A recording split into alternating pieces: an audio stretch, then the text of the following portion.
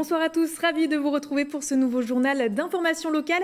Nous sommes le lundi 14 mars, au sommaire aujourd'hui.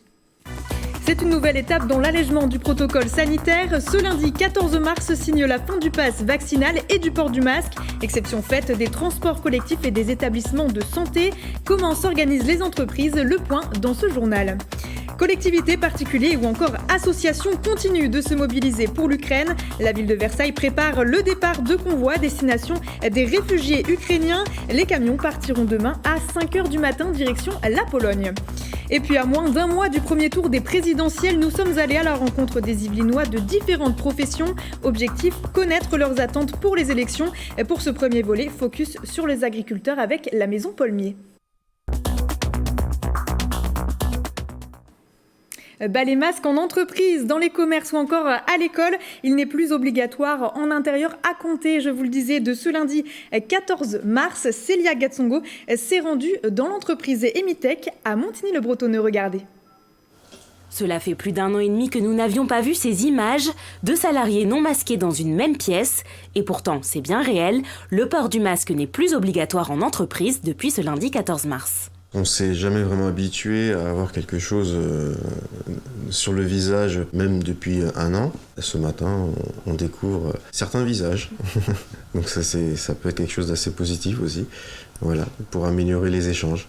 Dans ce laboratoire d'essai situé à Montigny-le-Bretonneux, les 150 salariés sont soulagés de la fin de cette mesure très contraignante pour leur travail. C'est assez compliqué au niveau de toutes les réunions qu'on peut avoir en visio avec les clients et aussi le côté un peu impersonnel des échanges.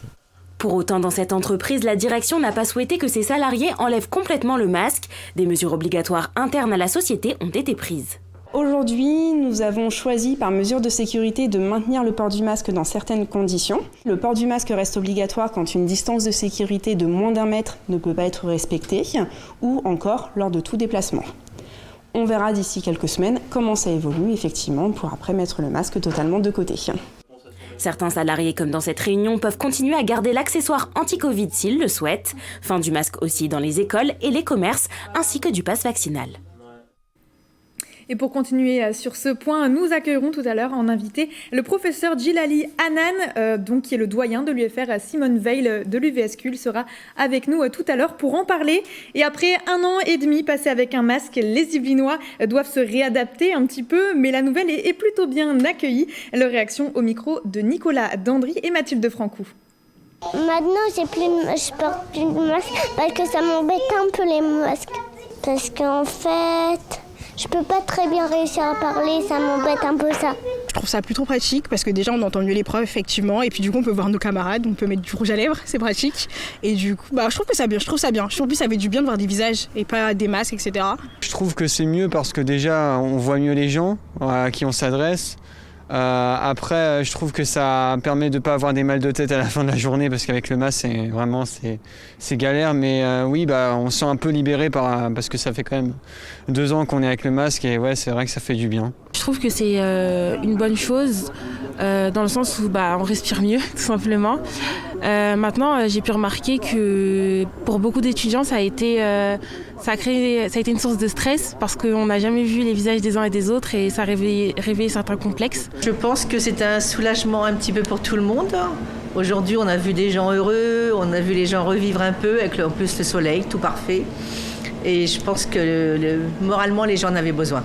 C'est un soulagement pour les commerçants, pour nous en tant que citoyens, et puis en espérant qu'effectivement il n'y ait pas une remise en question sur justement le fait qu'on ne porte plus le masque à partir d'aujourd'hui.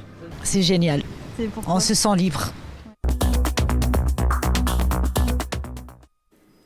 Et puis, dans le reste de l'actualité, jeudi 10 mars, la commune de Pontchartrain, Jouarre-Pontchartrain, a signé une convention sécurité avec la gendarmerie des Yvelines.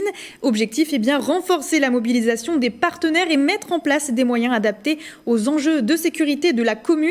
Une signature qui s'inscrit dans le cadre du programme Petite Ville de demain, lancé en octobre 2020. Ce programme vise à accompagner les élus des villes de moins de 20 000 habitants dans leur projet de territoire. Et puis l'aide humanitaire envers l'Ukraine et les réfugiés continue.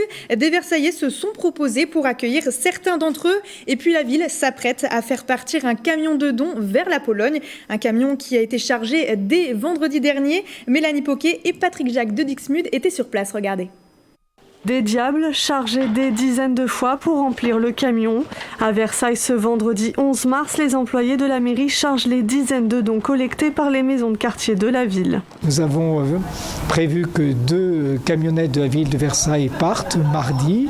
Elles iront donc sur un point de dispatching qui se trouve à la frontière polonaise. Et ensuite, ce sont des camions qui viennent d'Ukraine, qui récupèrent donc ces différents dons et qui les emmènent là où c'est utile. Jean Clément sera l'un des chauffeurs volontaires pour amener tous ces dons. C'est très important. Moi, j'aime bien aider les gens en difficulté. Ça me permet de voir un petit peu aussi les aider, de ramener des fournitures de tout ça. Une collecte organisée avec l'association École ukrainienne de Paris-Saint-Volodymyr, une association qui donne depuis 20 ans des cours à de jeunes Ukrainiens arrivés en France. Je fais un appel à la ville de Versailles qui est très généreuse et je veux remercier du fond du cœur pour tout ce que les Versaillais nous apportent aujourd'hui. Les camions quitteront Versailles ce mardi 15 mars à 5h du matin, 1800 km à parcourir pour atteindre leur destination. Et pour soutenir les Ukrainiens, le département des Yvelines a voté une aide de 200 000 €, une subvention qui vise à soutenir l'opération des convois humanitaires pour l'Ukraine. Elle a été lancée par l'ONG française Actide et elle a pour objectif d'acheminer de l'argent et puis du matériel de première nécessité sur place. Un appel aux dons qui a été lancé début mars et plus d'informations, vous pouvez les retrouver sur le site actide.org. Et nous sommes à présent à un mois à peu près des premiers tours des présidentielles. À l'approche des élections, nous sommes allés à la rencontre des Yvelinois pour connaître leurs attentes. Et nous commencions notre tour avec les agriculteurs. Alors moins de charges, plus d'aide de l'État, privilégier peut-être l'agriculture de proximité. Qu'attendent finalement les agriculteurs yvelinois de leur futur président? Eh bien, c'est sur le reportage de Mathilde Francou. Thomas Paulmier, gérant de l'EARL Maison Paulmier, exploitation agricole située à Orgeval. Notre ferme a été donc créée par mes parents en 1978. Ils sont arrivés ici, il y avait seulement des chaumes de blé, ils ont tout bâti, donc les bâtiments, les serres, et ils ont implanté les vergers et puis développé la culture du maraîchage sur le plateau des Alouets. Notre exploitation agricole fait 27 hectares. Nous avons sur les 27 hectares des légumes et du fruit. Donc en arboriculture, pommes, poires, prunes, fruits rouges, ça correspond à peu près à 4 hectares de notre SAU. Et le restant en maraîchage, avec un peu d'abri froid comme celui dans lequel on est. On a un petit hectare d'abri froid voilà, pour faire l'hiver de la salade, des radis, de la mâche. Et en saison, on fait tous nos produits d'été, les tomates, aubergines, poivrons.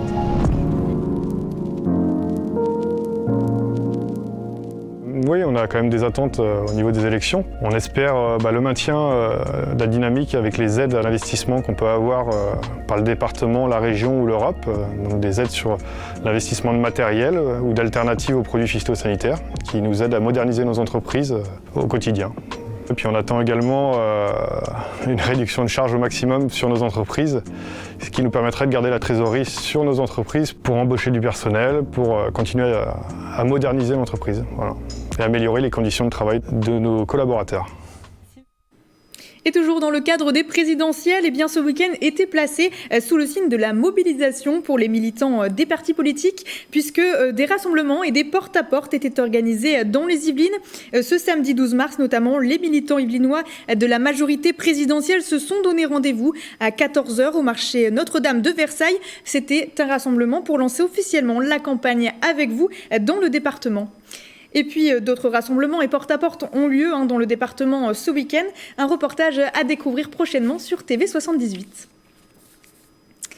Et côté sport, c'est la fenêtre la plus connue des réseaux sociaux, la lucarne d'Évry dans l'Essonne. C'est une petite fenêtre d'un local poubelle au 24 rue Jules Vallès transformée en cage de football. Depuis 2019, des amateurs tentent l'exploit d'y marquer un but. Et après un engouement des vidéos sur Internet, eh bien, des personnalités s'y sont essayées. Et aujourd'hui, c'est même une tournée partout en France qui est organisée. Dernière escale en date à Poissy ce week-end. Le reportage de Wilfried Richy et Céline Charles. Un carré de 43 cm sur un mur de 9 mètres de long pour 2,60 m de haut. Un seul objectif, y faire passer un ballon de football en un minimum de tentatives. Un défi lancé à Évry dans l'Essonne durant le confinement et qui aujourd'hui fait le tour de la France.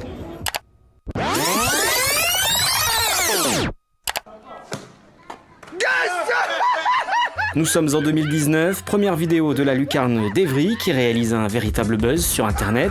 Les habitants du quartier tentent chaque jour de réussir l'exploit. Puis c'est au tour de personnalités de s'illustrer, comme l'ancien attaquant du PSG, Néné.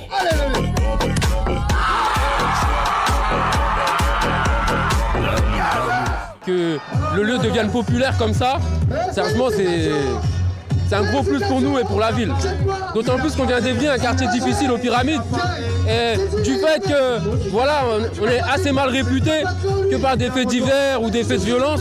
Et de faire parler de la ville en bien, sérieusement, ça, c'est que du bonus, que du plus. Et maintenant, Évry s'exporte dans plus de 30 villes, de Villiers-le-Bel en passant par Poissy, avec une reconstitution grandeur nature du mur et l'organisation d'un championnat.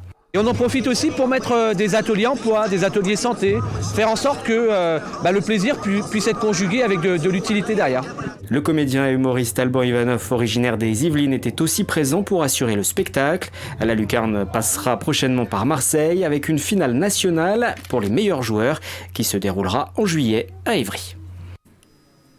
Et c'est la fin de ce journal. Merci à tous de nous avoir suivis.